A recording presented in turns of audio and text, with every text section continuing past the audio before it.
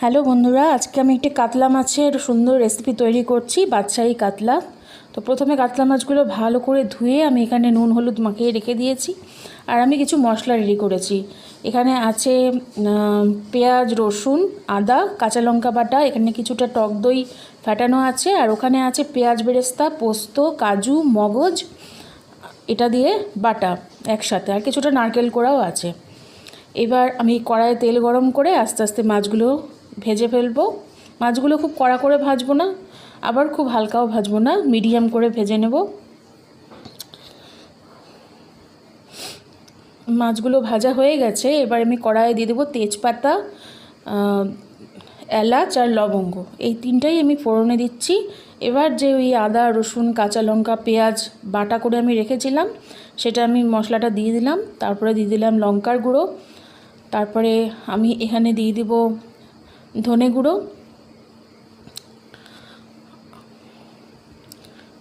আর কিছুটা দিয়ে দেব জিরে গুঁড়ো, অল্প সামান্য। এবার আমি মশলাটাকে খুব ভালো করে কষবো। গ্যাসের ফ্লেমটা একটু লো করে সুন্দর করে কষবো, যাতে তেলটা সুন্দর করে ছেড়ে আসে। এরপরে আমি টক দইটা এর মধ্যে ঢেলে দেব।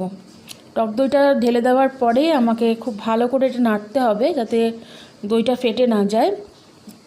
দইটার থেকে যতক্ষণ না পর্যন্ত অয়েলি ব্যাপারটা উঠে আসছে, ততক্ষণ আমি নাড়তে থাকবো। এই রান্নাটা কিন্তু সত্যি দুর্দান্ত হয়েছে, তোমরা একবার ট্রাই করো, তোমাদেরও ভালো লাগবে। এবার ওই যে কাজু, মগজ, পোস্ত, নারকেল দিয়ে যে পেস্টটা করেছিলাম, ওই পেস্টটা আমি এখানে 3 চামচ মতন দিয়ে দেবো। এবার এটা দিয়ে আমি সুন্দর করে নাড়তে থাকবো। নাড়তে নাড়তে পুরো মশলার সঙ্গে মিশে যেন এখান থেকেও হালকা তেল ছেড়ে আসে। এবার আমি দিয়ে দেবো আমার স্বাদ মতন নুন, তোমরা তোমাদের স্বাদ মতন দেবে।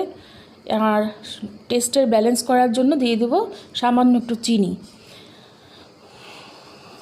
এরপর ওই যে আদা রসুন বাটার যে বাটিটা, সেটা ধুয়ে আমি সামান্য জল দিয়ে দেবো, মানে ঝোল দিয়ে দেবো। এটা খুব একটা বেশি ঝোল হবে না, এটা গা মাখা করেই হবে। এবার আমি এখানে দিয়ে দিচ্ছি কাতলা মাছগুলো।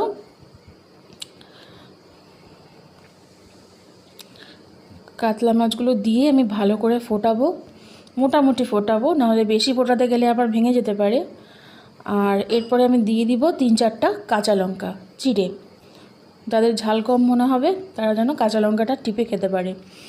এই দেখো আমার সম্পূর্ণ কাতলা রেডি।